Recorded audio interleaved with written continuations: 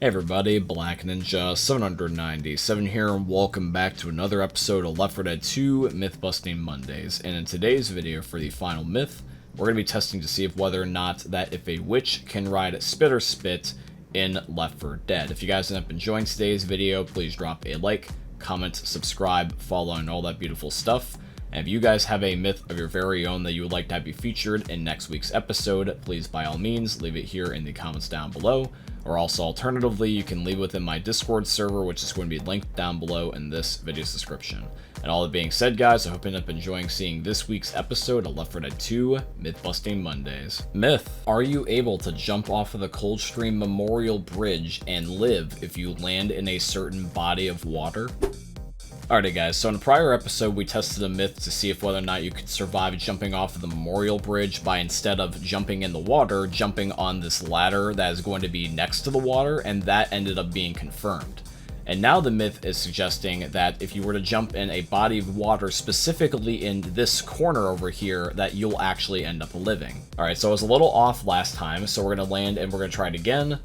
And apparently that worked that time. That is really weird, because considering the fact that we've tested myths before on the channel, where we tested whether or not that water can possibly negate fall damage, that was always busted, until now. So this is going to mean that the myth is confirmed, and now you have two ways that you can skip the Memorial Bridge in Coldstream. So you can jump on the ladder, and you can jump in the water. Although personally, I would recommend that you jump in the water, because even though it's still more of a walk until you get out of the water, it's a safer jump to make than the ladder trick. Myth: can you complete NSenr Chapter 3 without turning off the security alarm in the mall? So in Left 4 Dead, there's a couple of panic events that don't exactly require the player to fully complete them in order to progress. One of these I can give an example of is the merry-go-round panic event that is in Dark Carnival, where you have to turn it off in order to end up going into the Tunnel of Love, or at least that's what you're supposed to do. So I would like to test with the alarm security door in NSenr Chapter 3 to see if whether or not that you can flat out ignore the security alarm, or if you absolutely have to turn it off in order to progress to the safe room. Because I cannot think of a time that where even myself has tested this theory of just going past the security alarm and just making my way to the safe room. I have done it with the merry-go-round because they're super close to each other, but because this is such a much farther distance, I never bothered. But it looks like that you can. So let's just say hypothetically that you forgot to turn off the alarm for whatever reason, you would still be able to progress and wouldn't have to backtrack in order to turn it off, which means that the myth is confirmed. If you don't turn off the security alarm, you're still good to go. Myth: can you cut the smoker's tongue by holding Gnome Chomsky, letting the smoker grab you, and then letting the gnome fall on the tongue? Alright guys, I'm not gonna lie, this is one of the most silliest sounding myths that we have ever had before on this channel, but we're gonna test it nonetheless, because apparently if you end up holding Gnome Chomsky and just let him fall, I'm not even joking, you're not even mailing with him, you just let him fall on the tongue, this somehow will break the smoker's tongue. So let's put it to the test. We're going to end up spawning in a smoker just outside the safe room here while I'm holding the gnome, and I'm literally going to do nothing. I'm just going to let the smoker grab me. So here we go. 3, 2, 1.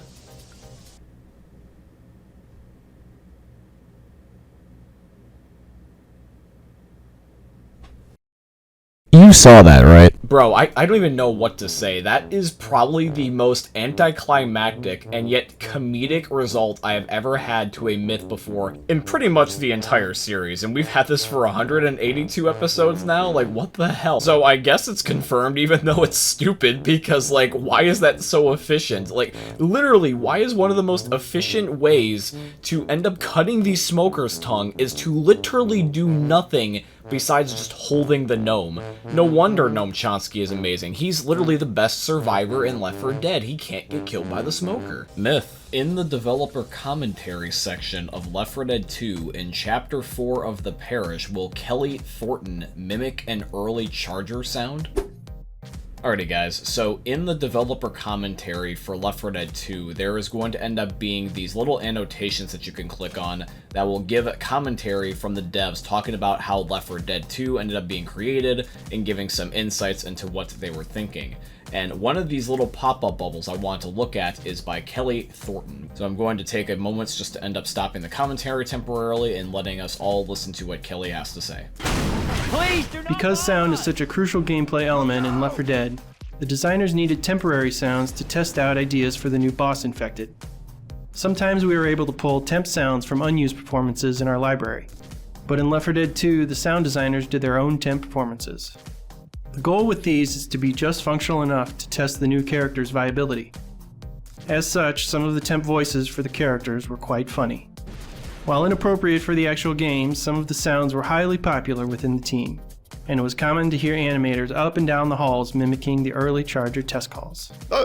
Yeah, I think that one is pretty self-explanatory. Nice job, Kelly, nice job. Unironically, just add this into the full game just because it'd be funny. Myth, can a witch ride spitter spit in Left 4 Dead 2?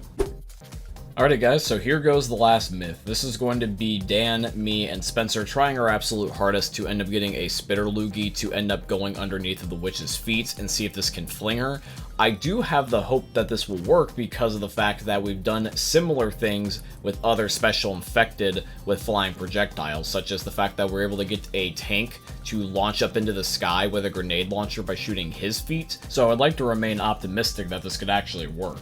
So we tried this two different ways. The first way was angering the witch and then luring her to Dan, and then seeing if the spit would work that way, but it looks like it either misses or goes through her. The second way we decided to go about this was trying to shoot at a sitting witch by having her spawned at the edge of the lip here, and then see if that worked out any differently, but it unfortunately did not.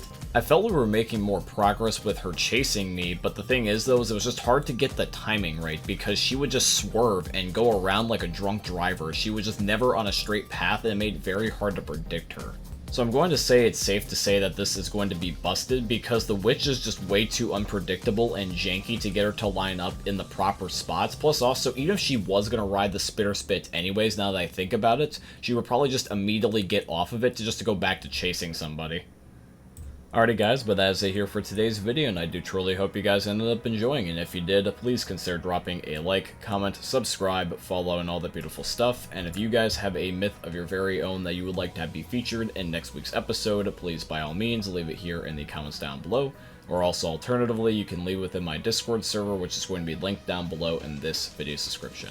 As we wrap up the video, guys, I want to mention two last quick things. Number one, I have a second YouTube channel now. It is called Black Ninja 797 Extras. And on this channel, I'm going to be uploading and posting additional content that you would normally not see here on my main channel, such as gameplay walkthroughs, funny moments with my friends, and Challenge Accepted, which was a series I used to do here on my main channel where I played games that you guys requested me to play.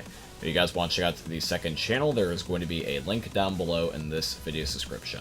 I also want to say thank you and shout out to Epic Games for being my first ever sponsor. I have a supporter creator code with them, and the code is just my name, Black Ninja 797, and if you guys want to, you can use it in the Fortnite and Epic Games item shops.